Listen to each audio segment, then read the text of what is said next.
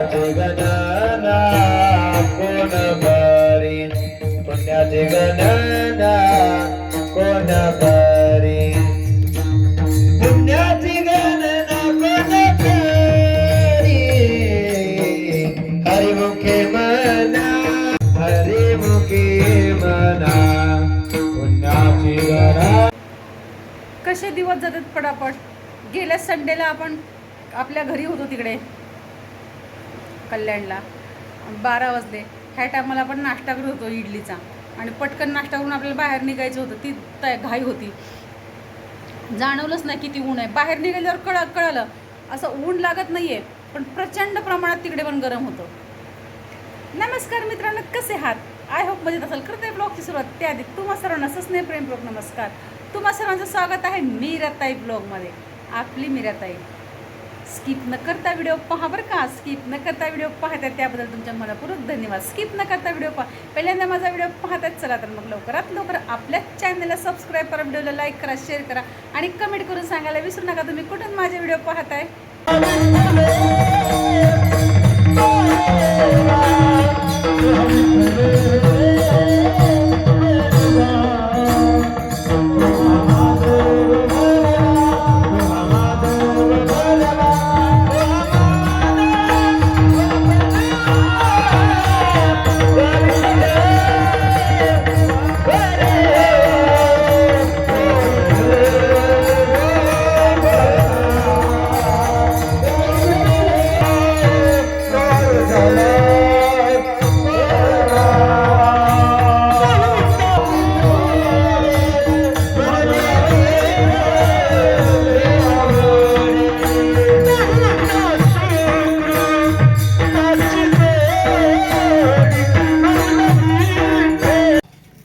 संसारात जसं वय वाढल तशी माणसाची किंमत कमी होत जाते आणि परमार्थात जसं वय वाढल तशी माणसाची किंमत वाढत जाते. सोपं करू कळलंस.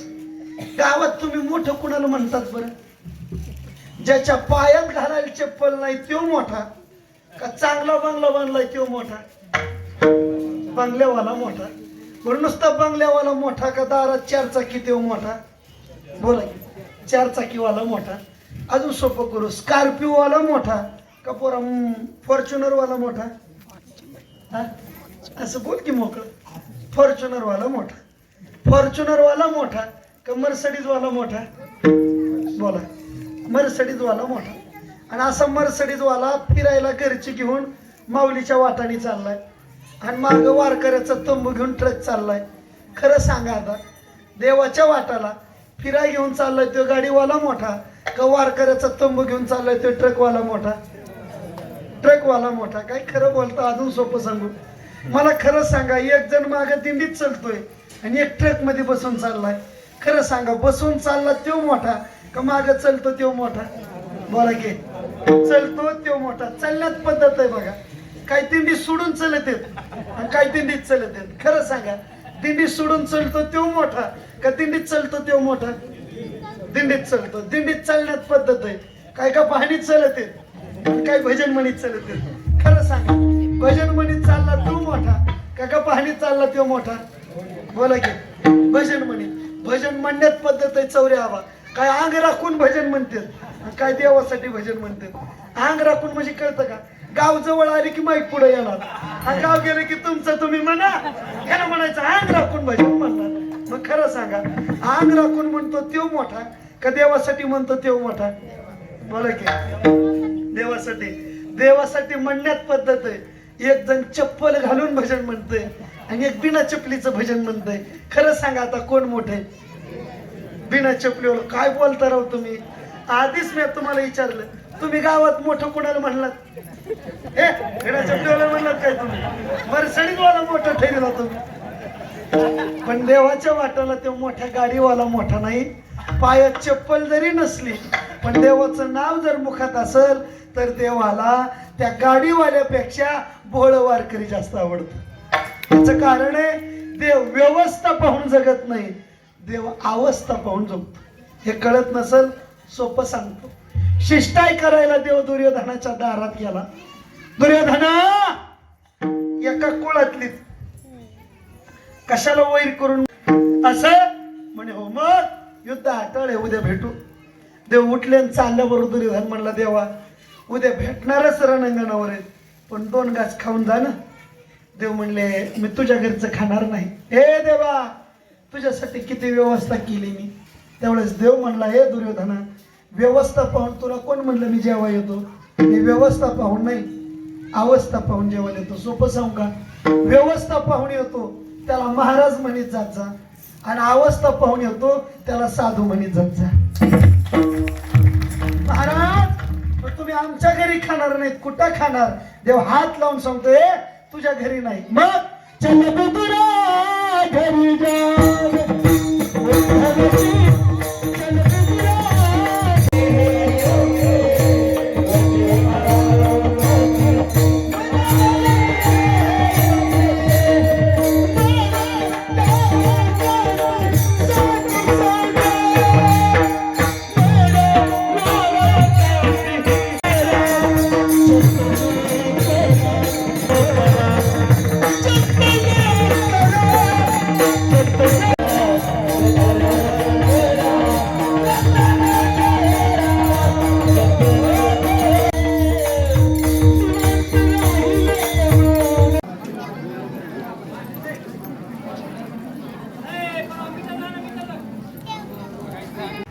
पहा किती ऊन आहे, रखरखत ऊन, बाहेर बघूशी वाटत नाही. ब्रुनो टायगर तर ना लिंबुणीच्या बुड्यात जातो बाई, एवढं ऊन लागतं लेकराला. काय करावं ह्या टायगरचं. आणि हा ब्रुनो खाटाच्या खाली आहे. ब्रुनोचं बघा इकडे आहे. ब्रुनोचं नाही टेन्शन, ब्रुनो घर त्यालाच कळत नाही बाई, टायगरलाच माझ्या कळत नाही. टायगरचाच पत्ता नाही. टायगर कुठे जातो काय माहिती, कोणच्या लिंबुणीत बसलाय खाली आळ करून. तिथं म्हणतात दुसऱ्यांच्या एवढं लहान लिंबुणी आहे आपल्या, काय तिथं काय गार सावली का, मरायसारखं ऊन आहे.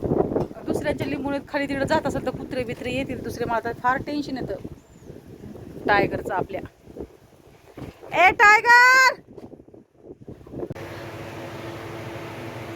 गुरुवारी सप्ताह बसलाय आणि मी बसले शनिवारी पारायणाला. आणि गुरुवारी काहीच नाही, शुक्रवारपासून पारायण सुरू झालं आणि मी बसले शनिवारी. आणि काय ऊन लागतं भयानक. इथे येतात तिथं पण हवा लागत नाही अजिबात, फॅन नाही काय नाही, नाकी नऊ येतात नुसतं. असं वाटतं आता खाल्ल्या पिल्ल्यावर तर दड, नाश्ता केल्यावर तर फार त्रास होतो, पण असू द्या. सगळ्या गोष्टी सुखासुखी भेटत नाही आहेत ना, म्हणून ठीक आहे.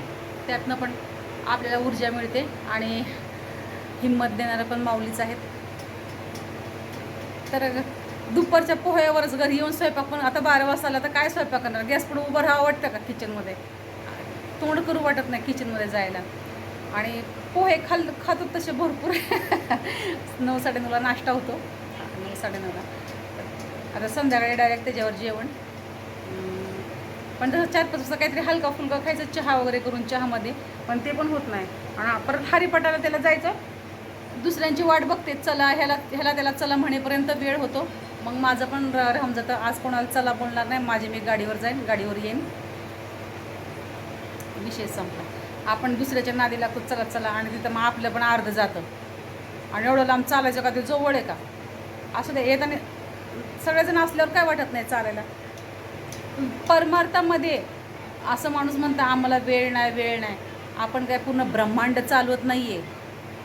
ह्याच्यासाठी जर वेळ नसेल तर अर्थ काय, आपल्या जिंदगीला अर्थ काय. का सांगू का, दुसऱ्यांच्या गावामध्ये आपल्याला जाणं होतं का. दुसऱ्यांच्या गावी जर सप्ताह असेल तिथं आपण रोज काकड्याला जातो का, नित्यनेम कीर्तनाला जातो का, नित्यनेम हरिपाठाला जातो का, गाथा ऐकायला जातो का, पारायणाला बसू शकतो का. कारण का दुसऱ्याचं गाव असतं, भले तर माहेरी असो, बहिणीचं असो, भावाचं असो, कुठंही असो, कोणाचं गाव असो, आपण जातो किती मोजून. शेवटच्या दिवशी ते 1-2 दिवस, मग तेवढे दिवस आपण जाऊ शकत नाही. मग ते आपल्या गावात सध्या आपण ह्याचा पुरेपूर आनंद घ्यावा, पुरेपूर फायदा घ्यावा ह्या गोष्टीचा, असं मला वाटतं.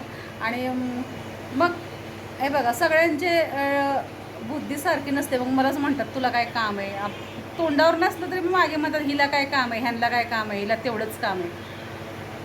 अरे मागणी पण तशी पाहिजे, जशी मागणी तशी पुरवठा. नातवंड झाली, नातवंड लग्नाला आली तरी प्रपंचात गुंतल्या म्हटल्यावर मग काय म्हणावा. आपल्याला तर नको एवढं गुंतायला, परमेश्वर मला एवढं गुंतायचंच नाही आहे. मागणी तसा पुरवठा असतो. काय मागावं हे आपल्याला कळलं पाहिजे. काम होतच राहतं, असं नाही की काम नाही, असं नाही की ते देव टाळच कुठं म्हणत मग हे पोटापाण्याचा प्रश्न कसा सुटणार, टाळच कुठत बसायचं का, पूजापाठच करायचं बसायचं का, नाही. पण तेवढं ना तेवढा तरी वेळ काढायचा पाहिजे ना. संध्याकाळी असतो एकदम हरिपाठ, काकडा पण पहाटे असतो, आपण 1 तास आधी लवकर उठू शकतो ह्या 4-5 दिवस. पण नाही एखाद्या म्हणतात आम्हाला वेळच नाही. आता वेळ नाही म्हटलं तर विचार करा, जो ब्रह्मांड चालवतो त्याच्याकडे किती वेळ असेल. आपल्याला एवढ्याशा गोष्टीला आपल्याला वेळ नाही आहे.